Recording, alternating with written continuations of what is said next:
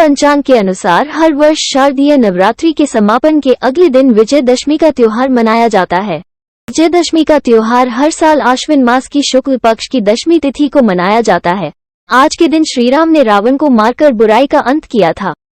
दशमी तिथि पर श्रीराम की इस विजय को हर साल विजयदशमी के तौर पर सेलिब्रेट किया जाता है। ये त्योहार दशहरा के नाम से भी जाना जाता है।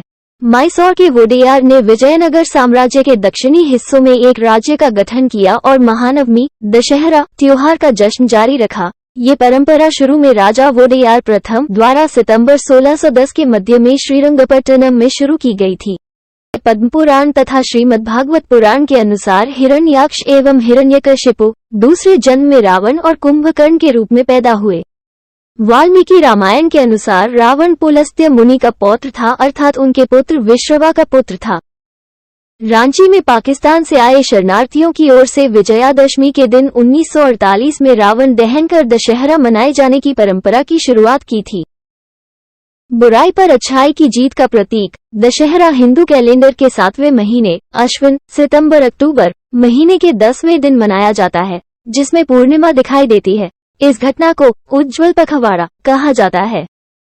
भारत में दशहरे के दिन बड़े धूमधाम से रावण दहन करने की प्रथा है, लेकिन भारत में कुछ शहर ऐसे भी हैं जहां रावण का दहन नहीं होता है।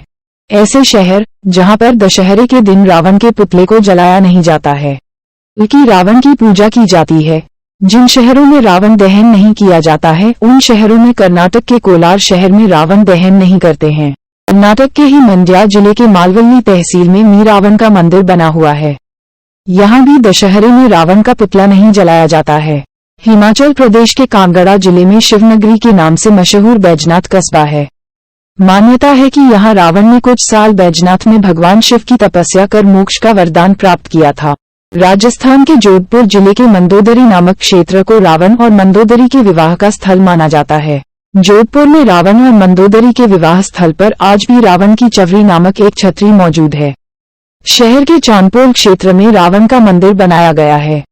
परंपरा के मुताबिक उत्तर प्रदेश के बिसरख व जसवंत नगर नामक जगहों में रावण नहीं जलाया जाता है।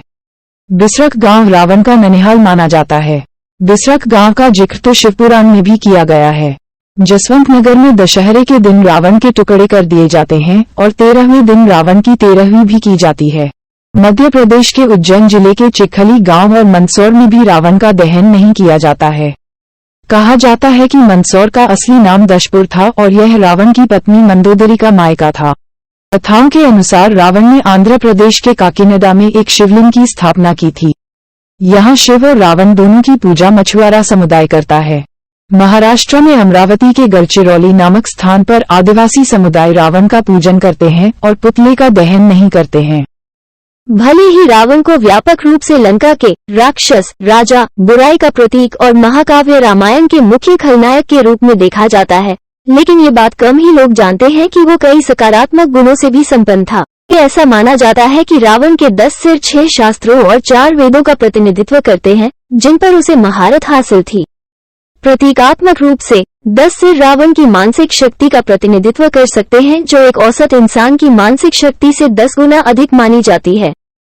भागवत पुराण में रावण और उसके भाई कुंभकर्ण को वैकुंठ विष्णु के निवास के द्वारपाल जया और विजया के अवतार कहा जाता है।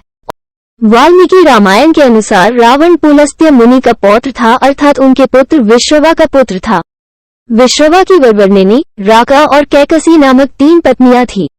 रावण ने भगवान शिव की कठिन तपस्या करके उन्हें प्रसन्न किया था, इसलिए रावण को महादेव का सबसे बड़ा भक्त मानते हैं और उनका सम्मान करते हैं। यही वजह है कि यहाँ रावण दहन नहीं किया जाता। अभी लोग शिव भक्त के रूप में रावण की पूजा करते हैं। लंकापति रावण की मंदोदरी के अलावा 2 और पत्नियां थी जो उसके साथ लंका में ही निवास करती थी। रावण की दूसरी पत्नी का नाम धनमालिनी था। धनमालिनी ने अतेक्या और त्रिशिरार नाम के 2 पुत्रों को जन्म दिया था। मंदोदरी और धनमालिनी के अलावा रावण की एक तीसरी पत्नी भी थी। तीसरी पत्नी का नाम अज्ञात है, लेकिन प्रहस्था, नरांतका और देवताका उसी की संतानें थीं। जहां एक और मंदोदरी और धनमालिनी ने विवाह के बाद भगवान विष्णु के मंत्र भक्ति छोड़ दी थी, वहीं उसकी तीसरी पत्नी ने पूजा पाठ जारी रखा।